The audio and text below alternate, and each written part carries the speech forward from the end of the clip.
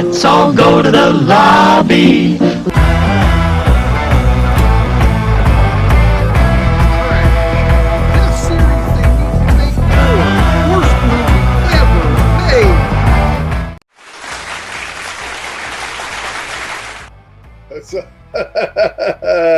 So you didn't know that I was in movies in the theater. You just saw it right up on the big screen, the audience, the whole thing.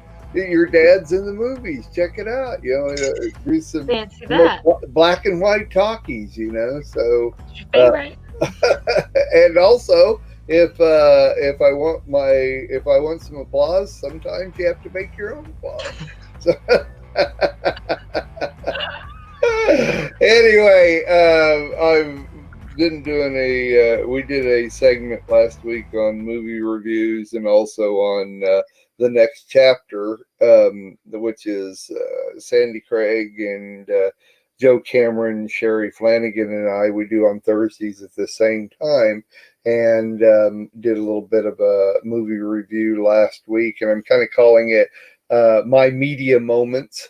And that was what you just saw was the intro to that. And so Sarah grew up with her dad watching movies and TV shows. We didn't watch the wacky, whacked out, non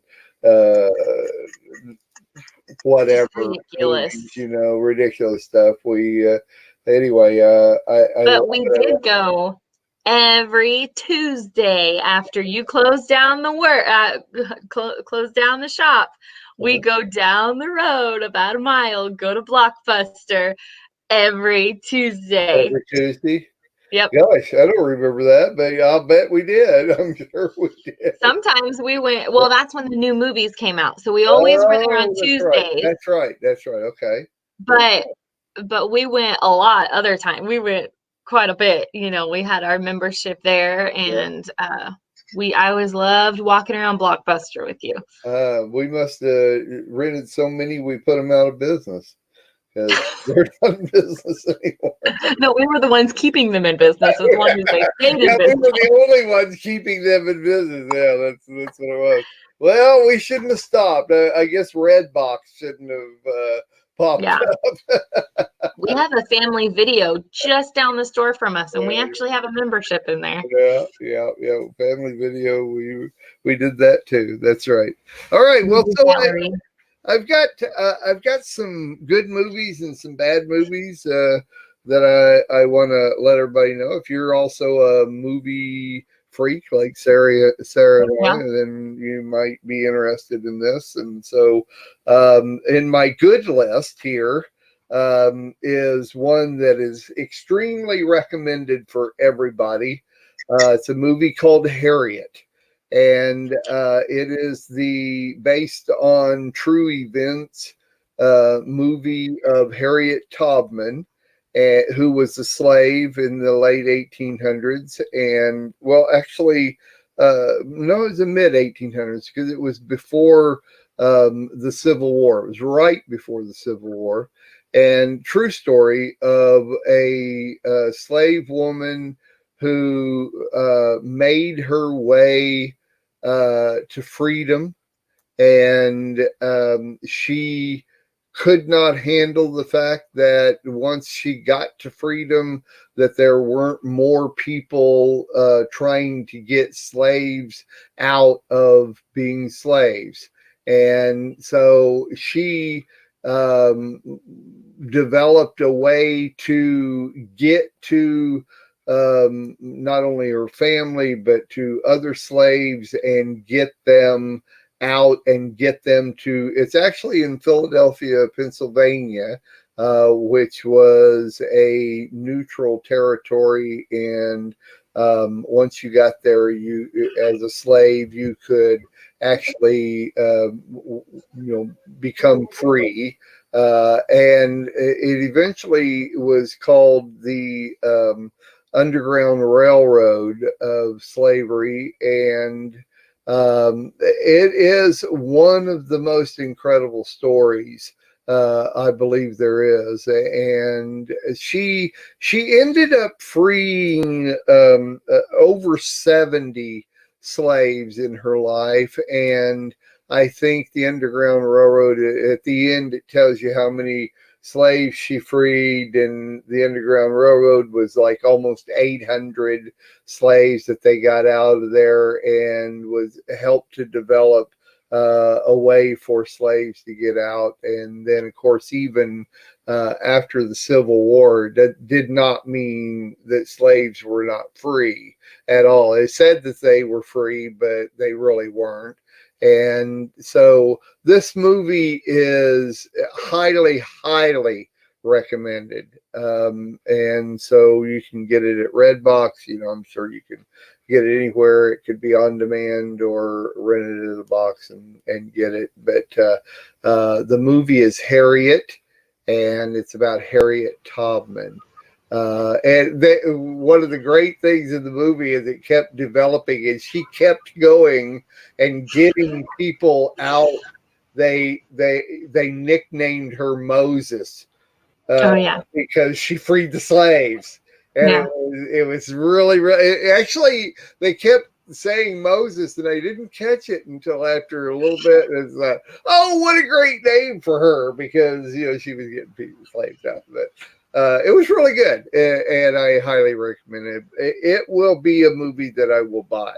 Now, second positive movie, but this is more for men. It just depends on how much you like action movies and shoot 'em ups and like that. One of the things that I didn't know that you learn in this movie is that, well, let me just ask you, Sarah, how many bridges do you think go in and out of New York City? New York City is on Long Island. It's on an island. So, and you have the Hudson River and other channels and everything in there. So it has to have bridges going in and out. How many bridges do you think that there are going in and out of New York City? 12. 12. Well, you're about half right.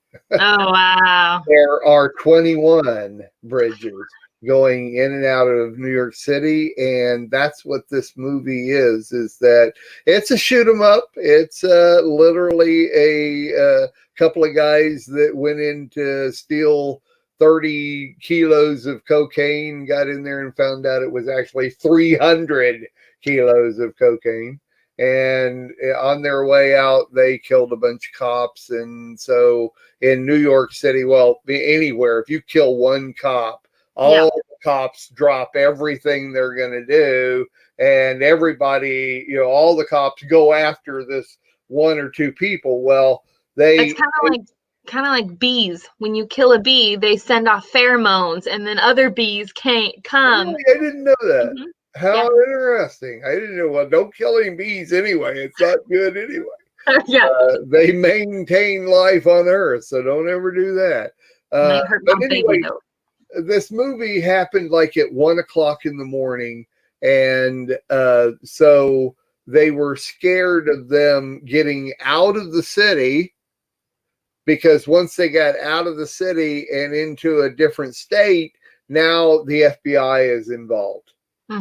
And so the cops of the city, they wanted these two guys because they killed like 9 cops. And so they wanted these guys. And so what they did was they closed all 21 bridges going in and out of New York City so they could keep them in the city and track them down and get them. And the FBI gave them until like 5 o'clock because they need to open up the city. I mean, you can't shut down the city the next day, 7 days a week. And so anyway, good movie if you like the shoot 'em ups and all that. It's got a minimum of cuss words and stuff like that, which you wouldn't believe for a movie like this. But anyway, it's one of my picks. I like it. I like that kind of thing. The movie is called 21 Bridges. 21 Bridges. So anyway, I like that. Now here's another one that your mom and I liked, and we just saw this one yesterday. And it's got a lot of people and a lot of big actors in it. Once again, an extreme minimum of curse words, no sex, nudity, any of that kind of stuff. But Sarah, you know what I mean when I say a whodunit movie. Whodunit.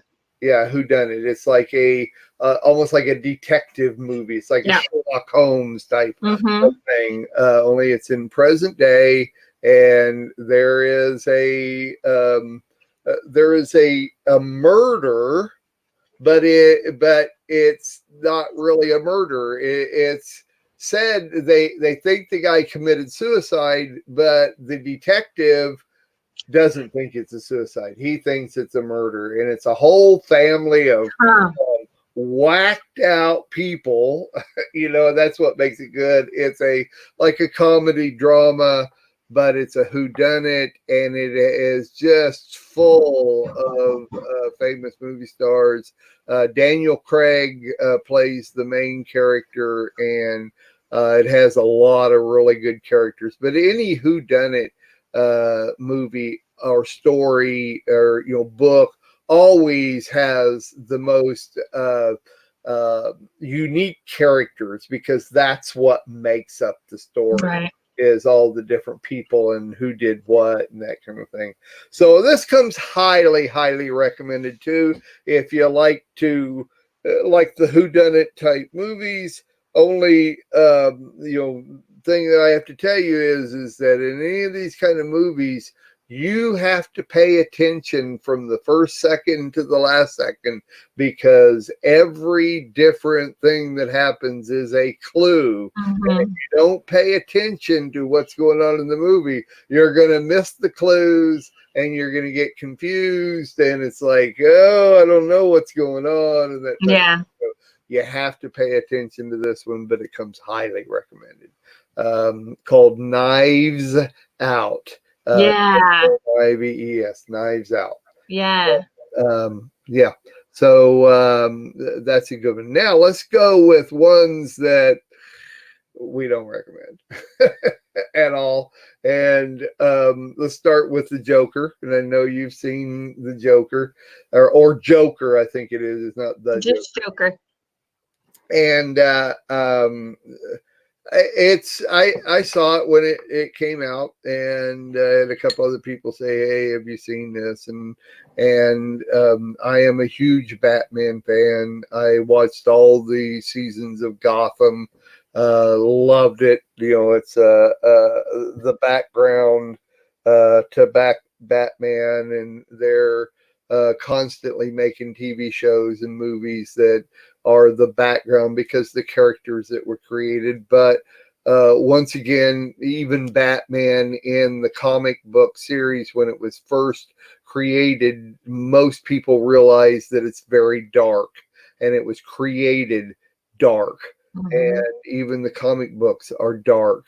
And so when you watch anything, Gotham or Batman movies or the Superman versus Batman or anything like that, you have to go in knowing that it's dark, even though he's a good person and he goes out to solve crimes and bring the bad guys in, which is a good thing. Everything behind it is going to be dark. And so this movie follows the same thing. This man he's dark, and he's insane, but he's also kind of been it's a bully movie. It is a movie where people don't treat each other good, and lot of people that are bullied learn defenses, and this is that type of movie. I don't recommend it unless you are highly founded in the Lord, and this is something you watch to make sure that you understand the dark side of things. And I'll talk about that a little bit more in a little bit. But you want to give your assessment of the movie at all? Well, I'm not really big in Batman. Never really watched anything of it at all, but I do know a lot of stories of the Joker and real life scenarios of people that play the Joker. And my husband is very into it, very, very, very into it. And he got to pick the movie on movie night, and so he brought that one home. He was very much interested. He'd been wanting to see it. And so going into watching it, knowing that Batman is dark, but really not knowing anything else about Batman and the Joker, I was completely entranced and intrigued. Completely. Now I want to watch all the Batman things, and I love Joaquin Phoenix. I love him. The first time I'd ever seen him was The Village. So I really liked him. That's right. One of yours and my favorite movies of all time, The Village. Yeah. He was another one character. with big actors in it that is a M. Night Shyamalan movie. And Shyamalan Ding Dong. Yeah, or whatever his name is. An M. Night movie, one of his very first, and very intriguing. Go ahead, sorry. So yeah, with the whole bullying aspect in it, what it did for me is everything I've ever heard about the Joker and everything. It gave life and reality to why the Joker was the way he was. Right. So background, exactly. And I love background when it comes to stories and stuff, like knowing even if it's a fictional person, knowing who this person is deep down. So that was really good. I liked it. Like you said, I wouldn't recommend it to anyone unless you're into that and go in knowing that it's unless you're very, very, very grounded in the Lord, and it's intense. It's so real that it's so intense. So and it also leaves it wide open at the end. Wide open. I mean, it does. That is why Gotham was so good. The series Gotham, and I think it was on Sci-Fi. Don't quote me on that. I can't remember exactly what channel that came out on, and I watched the whole series on Hulu. But the whole story, as a matter of fact, it started off with Batman only being 12 years old, I think. 10 or 12 years old. And when I first started watching it, I thought, wait, hold up. Batman's only a kid. How are you going to do a Batman story? But it wasn't a Batman story.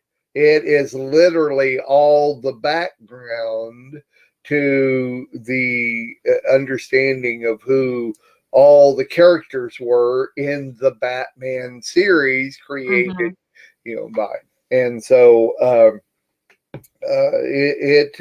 once again, highly warned that you really have to be grounded in who you are. You have to know your boundaries. Don't go into this without already knowing your boundaries. So anyway, okay. So after that, another dark one that I absolutely did not really care for at all was Dr. Sleep. And Dr. Sleep is the new, it's almost a sequel to, but really wasn't, to The Shining.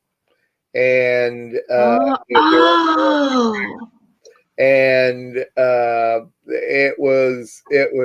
it just wasn't very well done. Really? Okay. Storyline was not good. And even though they ended up going back to the same hotel that The Shining was done in and all that, it just, to me, it was capitalizing on a huge iconic movie called The Shining, and it's like somebody wanted to make some more money off of the original Stephen King storyline, and it was just not well done. I love Ewan McGregor, love his acting and all his movies and everything, but I'm sorry he picked this one to be in. So anyway, we saw that preview to that watching when we were watching the Joker, and there was a couple previews going into Joker that I was like, skip, I don't even want to see that, skip. And then that one happened, and I was like, oh, this is interesting. It's not like scary, it was. And so I played it a little bit, and then it started getting creepy, so I skipped it. And then Cameron goes, no. I was like, I'm sorry. And then right as you saw on the door, red rum, and it hit me what it was. And I was like, oh, dang.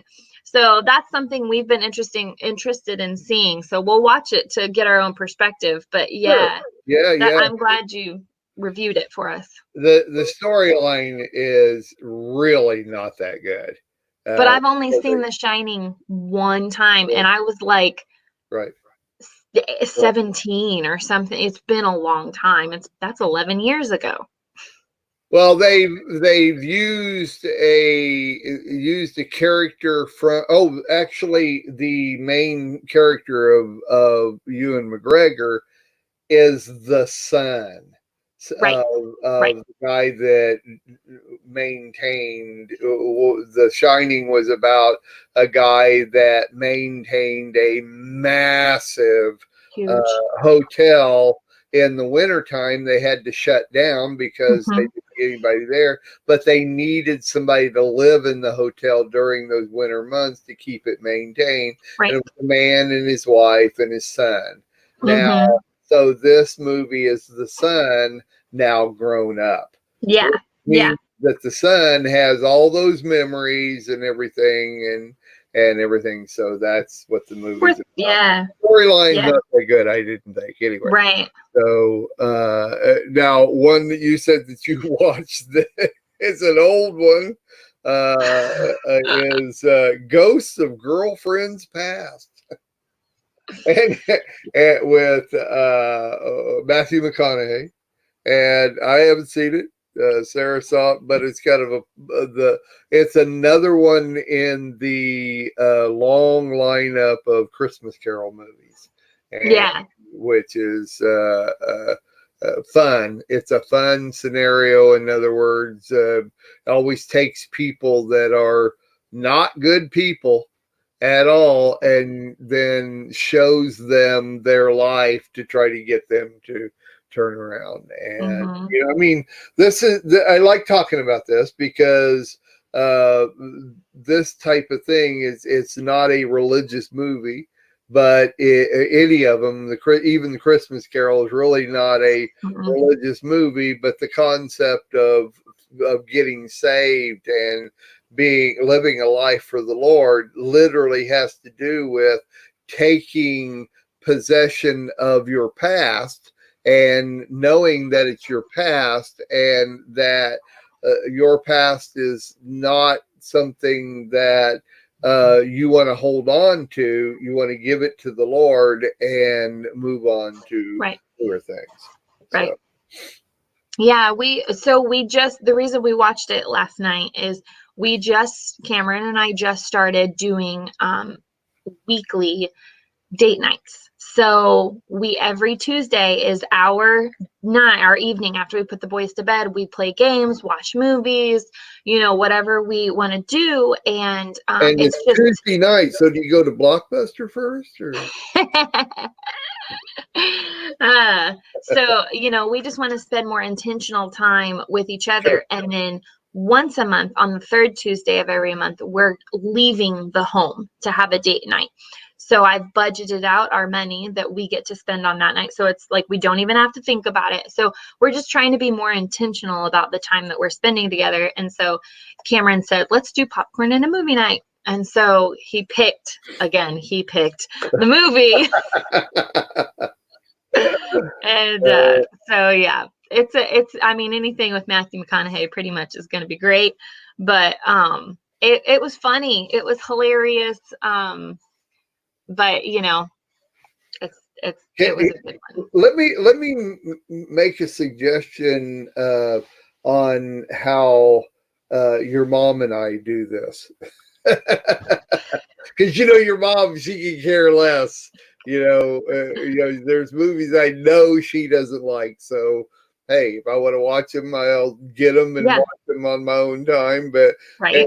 And of course, I love, even though she's not a big movie person, I love to watch movies with her, like Knives Out. She really enjoyed that movie. Yeah. And I know that's the type of movie that she likes. So what I do is, especially with Redbox, since we get our movies at Redbox, it's less than $2 a movie if you get them. And anyway, is that they also have trailers. So, I go through and I'll watch several trailers and I'll figure out what movies I like and that we might like. And so I will show her, several trailers, 2, 3, 4 trailers, and say, okay, now you pick, what movie would you like out of those? See, or when we watch the trailers, maybe we're not going to rent a movie that night, but we watch several trailers and then I see, oh, yeah, I don't think I would ever enjoy that one, but right. That would be cool. I like that, and then I'll make a mental note or do a bookmark with them. And so that might be a suggestion for both of you, since both of you are movie nuts. Yeah. Is to look up trailers and go to the redbox.com website, and you can, every movie that's in there you can see the trailer too. So right. Of course we don't have cable or anything like that. We watch everything on the internet and through browsers. So I have a folder that has movies, and I keep track of whatever it is that we like. And so that's an idea. It's maybe a little better idea. And of course there are all kinds of different channels out there. For instance, Encourage, or as I'm here looking at here, there's Encourage TV, and there's all kinds of different places that great movies that are very positive, very good, all that kind of stuff. Speaking of that, did you guys watch Overcomer? We did. It was a very good movie. We liked it. Tova came over and we watched all that together. Nice. That one was, I've watched that a couple times now. Anything with Priscilla Schreier in it, I'm going to watch it. Yeah. I love her teachings. Yeah, we like that kind of stuff. You bet. Yeah.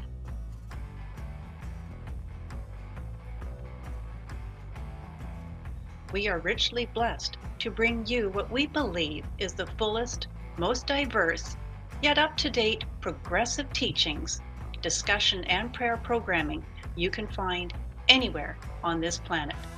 Be sure to take the tour of the MessianicLambRadio.com website. I'm Susan Hoogie, thanking you for joining us on the Messianic Lamb Video Network.